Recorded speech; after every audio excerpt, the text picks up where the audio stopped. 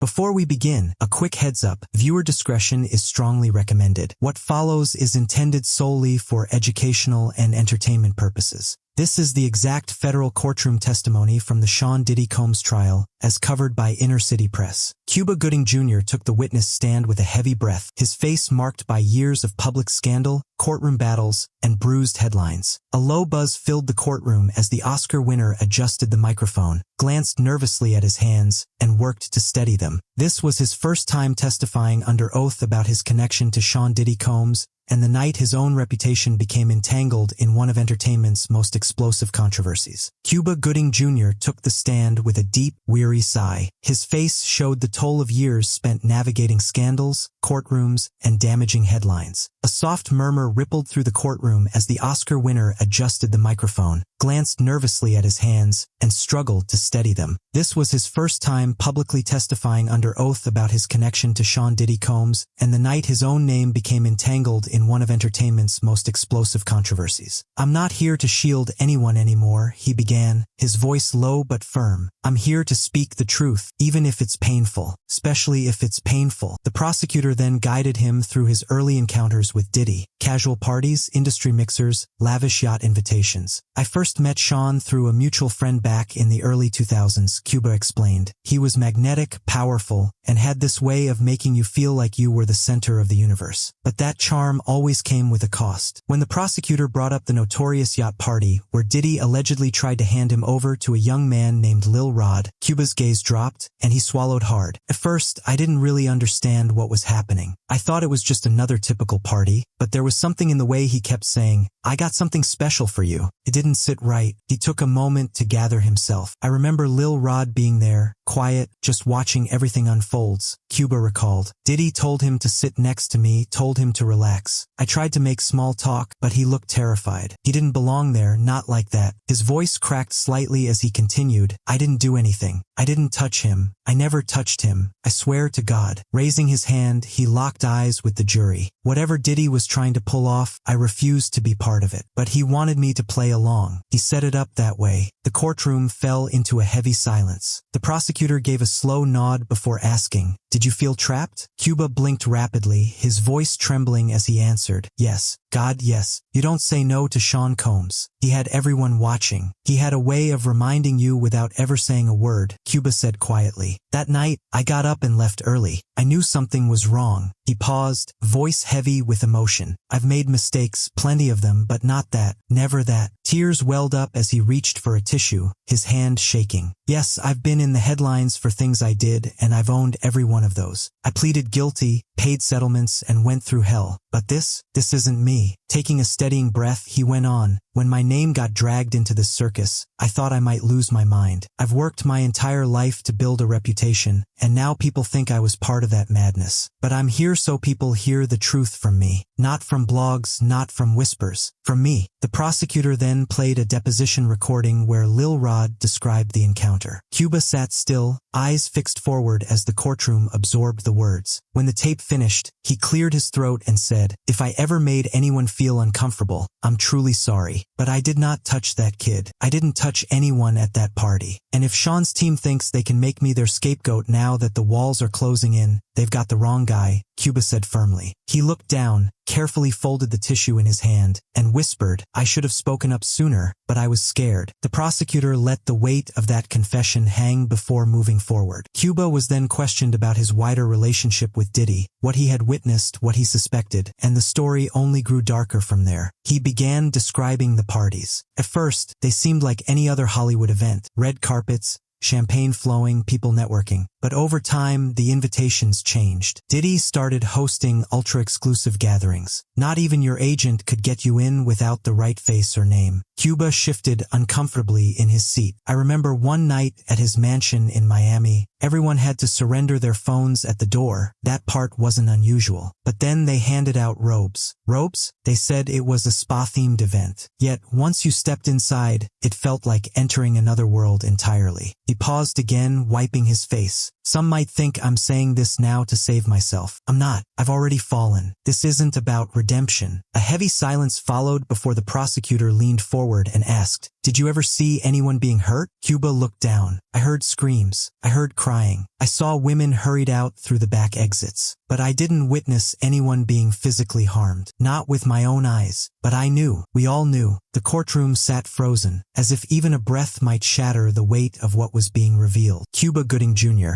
once celebrated for shouting, "Show me the money," was now shedding tears, not for himself, but for what he failed to stop, for what he may have helped conceal simply by remaining silent. And now, finally, the world was listening. Leaning forward slowly, Cuba dabbed at his eyes with a fresh tissue, his voice rough. "Certain people never came back to those parties. Mostly women. I used to think maybe they just didn't enjoy themselves or found it too wild. But now I understand they were likely warned, threatened, silenced." The prosecutor shifted tone and asked, "Why speak out now, Mr. Gooding? Why here?" Cuba paused, then answered, "Because I have a son. And because I know what happens when you stay silent. Silence doesn't protect anyone. It only gives the monsters more courage." He went on to explain that in the years following his scandals, people began to distance themselves. Calls stopped. Projects disappeared. Some friends went completely silent. But not Sean. Sean kept calling. He kept inviting me, and that made me wonder why. Cuba said, looking directly at the jury. "Because he knew I'd been dragged through the mud. Because he thought I'd have to protect him now like I owed him." A new piece of evidence was presented, a photo from a 2013 trip to the Bahamas showing Cuba seated next to Diddy. In the background of the photo, a group of barely clothed guests with their faces blurred out stood silently. "I didn't realize they were that young," Cuba said quietly. "No one asked. No one checked. We just smiled for the camera." He closed his eyes tightly, fighting back tears. "That picture haunts me because I look happy, like I'm having the time of my life. But all I can think about now is how many people were suffering right around me." The judge then called for a 10-minute recess. Cuba remained seated, rubbing his face and murmuring words only the courtroom microphones could catch. "God forgive me." As the jury filed out, the heavy tension hung in the room like thick smoke. No cheers, no whispers, just silent eyes on the broken man at the stand, caught between his past and this rare opportunity to speak his truth. When Cuba returned after the break, the atmosphere had shifted. His suit was wrinkled, his eyes red and bloodshot. Without any prompting, he leaned into the microphone as if he'd been holding this back for years. "There's one thing I've never said publicly," he began, his voice low and trembling. "One night at Diddy's house in LA, something happened that I couldn't unsee." Cuba began, wiping his eyes before the tears fully formed. "It was one of those parties, the kind where nothing felt real, where everyone had to sign NDAs before entering and people wore masks, not for fun, but to protect their identities." He paused as the courtroom held its breath. "I remember walking down the upstairs hallway when I heard a girl scream. The room fell completely silent. I didn't know what to do. I froze. I thought maybe it was part of the party," he continued. "But when I turned the corner, I saw a security guard slam a door shut quickly, like he was desperate to keep anyone from seeing inside." His voice cracked. I asked him what was going on. He just looked at me and said, "This room's off limits, Mr. Gooding." He stared ahead as if transported back to that hallway. I walked away, didn't say a word to anyone, and that's what haunts me the most. I could have stopped something. I could have asked questions, but I didn't. The prosecutor stayed silent, allowing the weight of his words to settle. When the lawsuits started coming out, when the stories began breaking, I saw some of those same girls, Cuba said quietly. Different names, but the same eyes, the same fear. I could have spoken up then, but I thought, who'd believe me? I was already drowning in my own troubles. I thought if I spoke up, they'd accuse me of trying to save face, Cuba admitted, taking a deep breath and letting the silence hang heavy in the room. But it wasn't just me who stayed silent. There were dozens of people at those parties. Actors, producers, athletes, influencers, big names, and they saw the same things, maybe even worse. But like me, they said nothing. And that's the real sickness, the silence, the shame. He leaned back, eyes fixed on the ceiling. People think Hollywood is a dream, but sometimes it's just a polished nightmare. Cuba straightened in his chair, gripping the arms tightly as if bracing himself. When the FBI raided Diddy's house, I wasn't surprised. I was relieved. His gaze shifted to the gallery where reporters scribbled furiously and observers leaned in. That day I was waiting. I knew it was coming. Hell, I hoped it was, because if they took him down, maybe people would stop calling me crazy for what I'd seen. The prosecutor then asked if he'd ever come across any video videos or recordings, surveillance or otherwise, at these parties. Cuba nodded solemnly. Diddy had cameras everywhere, some in plain sight, others hidden. He swallowed hard. I once asked him about it, and he joked, I like to keep memories, but they weren't memories. They were weapons. He paused, the weight of his words settling in the courtroom. Sometimes people would leave their phones behind, and Diddy would return them, but not before thoroughly searching them. Cuba recounted there was a producer, won't say who got blacklisted for years after one of those parties. Rumor has it he threatened to go public. Next thing you know, his deals disappeared overnight. The prosecutor pressed further. Did he ever threaten you directly? Cuba blinked slowly, then nodded. Not outright, he admitted, but once at a brunch, he pulled me aside unexpectedly and said, we're both survivors, man. We've seen too much. People like us have to stick together. He let out a bitter laugh that sounded supportive on the surface, but underneath, it felt like a warning. Leaning forward, visibly emotional, Cuba confessed, the moment my name surfaced in this case, I knew I'd be dragged through the mud all over again. I knew they'd say I was deflecting from my past. But I'm not deflecting, I'm owning it. He raised his hand as tears began to fall. I messed up. I hurt people. I touched someone without their permission. I pleaded guilty. I served time. I paid settlements. I did the work, and I still carry that shame. But what I'm talking about now goes beyond me. This is a system, a sickness, a machine that feeds on silence and thrives on fear. The mood shifted as the prosecutor displayed a series of photos, events, galas, red carpets, where Cuba appeared alongside Diddy, smiling and laughing. Do you remember this night? The prosecutor asked, pointing to a 2014 photo. Cuba nodded. Yeah, that was the BET after-party in Atlanta. The one with the basement club. Tell us what happened that night. Cuba hesitated. There was a girl, Cuba began hesitantly. She looked barely legal, maybe not even that. She was dancing on a table. Diddy clapped his hands and pointed her out. A few minutes later, security escorted her to a side room. I never saw her leave. A ripple passed through the gallery. One juror covered her mouth in shock. Did you report it? The prosecutor asked. No, Cuba whispered. I didn't. I told myself she'd be fine, that it wasn't my place, that I hadn't seen anything clear enough to speak up. But deep down, I knew. He scanned the courtroom. From the outside, you see this industry and think everyone's living the dream. But when you're inside, you realize the real currency isn't money. The secrets. He paused, taking a deep breath through his nose. Diddy had dirt on everyone, and people knew it. If he had something on you, you stayed silent. If he didn't, you stayed silent anyway, just in case. The prosecutor stepped forward with one final question for this segment. The prosecutor asked, what do you want the world to take away from your testimony today? Cuba looked straight into the camera, broadcasting this moment to viewers worldwide, and spoke deliberately. He said the truth matters, that your past mistakes don't disqualify you from standing up for others, and that staying silent too long only makes you part of the problem. I won't be part of the problem anymore, he said, wiping away another tear. I was scared. I was selfish. But I'm not that man anymore. And if speaking out now can save even one person from what I witnessed, then maybe it's not too late. The judge called for another recess, but this time Cuba stood with steadier legs. When Cuba Gooding Jr. returned to the stand after the break, his shoulders seemed heavier, but his voice was more determined. Without waiting for a question, he said, I have to speak about this next part, gripping the edges of the witness stand. I saw things that night I can't unsee, and I can't keep pretending I didn't. The prosecutor gave a nod to proceed. Cuba took a deep breath and resumed recounting his timeline with Diddy, focusing on one weekend retreat in the Hollywood Hills. It was meant to be a birthday celebration for someone. Diddy had flown a group of them in. No press, no phones, just the usual strict protocols. But something shifted that weekend, he explained. There was a strange energy, not excitement, but tension, like everyone was waiting for something big. He wiped his mouth and furrowed his brow. I kept asking what we were there for, but everyone brushed me off. Then, around midnight, the house staff started handing out masks. Literal masks, he added, black and gold ones. They told us it was a themed party, Cuba recalled. At first I thought, okay, maybe it's just theatrics. But when I walked into the back wing of the house, it was something entirely different. His voice cracked again. There were people lined up like cattlemen and women, some barely dressed, and Sean Diddy stood at the center like a king overseeing some ritual. The atmosphere was quiet, eerie. I tried to leave. I didn't want any part of it, but I made the mistake of looking too long. Cuba said one of Diddy's security guards cornered him near a hallway. The man got close and warned, you didn't see anything. Gooding, that's the rule. You want to keep working, right? Cuba nodded quietly. That's all I could do. I wasn't brave back then. The courtroom was silent, stunned by his confession. Cuba looked down. I've been silent for too long, and I know some people will say, he's only doing this now to clean up his image or sell a movie. But I don't care. If my testimony helps stop even one person from being hurt like that, then it's worth every headline, every insult, every backlash. Then he dropped a detail that froze the room. I saw people there that night who now publicly distanced themselves from Sean. Celebrities, executives, people with families and empires. They all looked the other way, and now they claim they knew nothing. That's the lie that hurts the most. He steadied himself, though still visibly shaken. The reason I'm speaking now is because I watched that house turn into a graveyard of innocence. And I did nothing. I'm done making excuses. By staying silent, I was complicit. He paused, swallowing hard. At another party in Las Vegas, I saw a young woman being pulled down a hallway. I didn't know her, didn't even know her name, but I saw her eyes. She was trying to signal me, and I did nothing. I just walked away. Cuba leaned closer to the microphone, his voice heavy with regret. Keeps me up at night, every night, because the truth is, there were dozens of girls like that over the years and no one asked questions. Nobody did. We were too scared, too selfish, too caught up in the world Diddy built. The prosecutor then asked if Cuba had ever spoken to anyone about it. He nodded slowly. I tried once. Back in 2016, I called a lawyer friend and told him about the masks, the parties, the silence. He warned me to drop it, said the NDAs would bury me, said I'd be painted as unstable because of my past charges. So I stayed quiet. His voice grew stronger. But then Cassie came forward, then Lil Rod, and I realized I wasn't the only one haunted by nightmares. I wasn't the only one carrying guilt. That gave me the courage to reach out to the prosecution and say, put me on the stand. I'll talk. Because if someone had stood up for that girl in Vegas, maybe her story wouldn't be a cautionary tale now. He wiped his eyes again. I'm not seeking redemption. That's between me and God. I'm seeking justice for the people who got hurt, for the names we'll never know, for those who never made it out of those houses. Then he turned his gaze toward the defense table where Diddy sat, stone-faced. I hope you hear this, Sean. I hope you remember every name, every scream, every party you turned into a prison. Because now we remember, and the truth is louder than your money. As Cuba's final words hung heavy in the courtroom, the prosecutor asked one last question. What do you want the world to take away from your testimony? Cuba stared straight ahead. Silence is a chain, and I've broken mine. I want people to know you don't have to be perfect to speak out. You just have to be honest. You have to be done with the lies. He continued, Hollywood is sick, addicted to power, and Sean was the dealer. He made people feel like gods, and in return, they gave him their loyalty. I know because I was one of them, and it cost me my career, my reputation, maybe even my soul. Adjusting in his seat, he added, I lost years trying to rebuild what I'd broken inside. I'll never fully get back what I lost, but I can be a witness. I can be a voice. Suddenly, his composure shattered. Tears streamed down, not from guilt this time, but from relief. I can't keep carrying this. I can't keep pretending I didn't see what I saw. Without waiting to be asked, he stood and addressed the courtroom like a confession to the world. I'm sorry, to the women, to those who thought I was better, to the ones I failed to save. I'm sorry. He sank back into his seat, utterly spent. The courtroom remained in stunned silence. The prosecutor simply said, thank you,